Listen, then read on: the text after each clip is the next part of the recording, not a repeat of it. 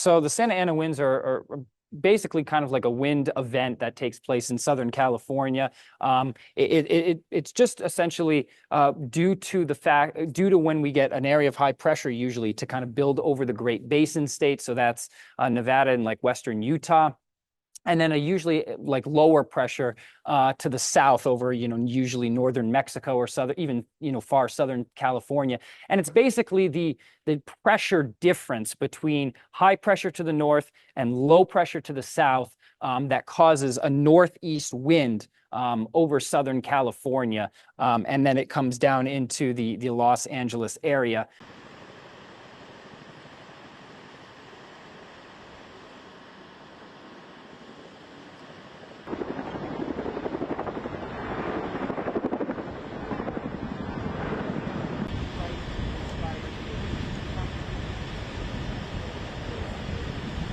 You have these mountains to the north and to the east, and what happens is the winds kind of butt up against those mountains. They kind of go over the mountains, and then they kind of come crashing down on the other side and accelerate as they do so. So it's not only those little gaps that we talked about earlier, between the mountains. The winds that don't go funneling through the gaps can also just kind of come riding up and over, almost kind of like a roller coaster, essentially.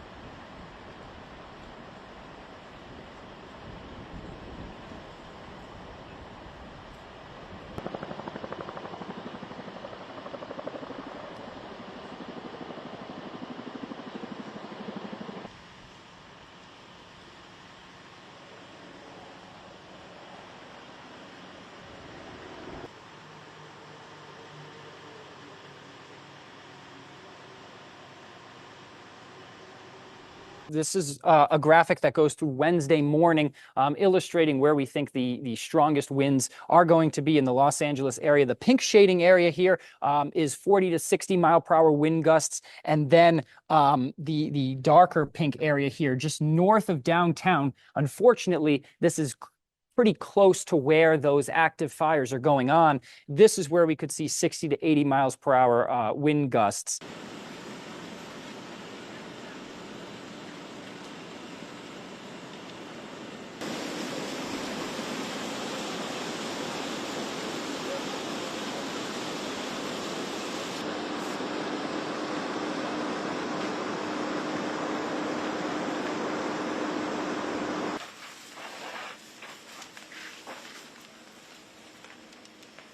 Some of the fires did get, significantly more contained as the winds were able to die down. They were able to get those planes in the air because the winds weren't as strong, and they were able to kind of encircle the fires and get more containment on them. The concern is that over the next couple of days, through midweek at least, the winds are going to be speeding up. And it's possible that some of these fires can become out of control once again.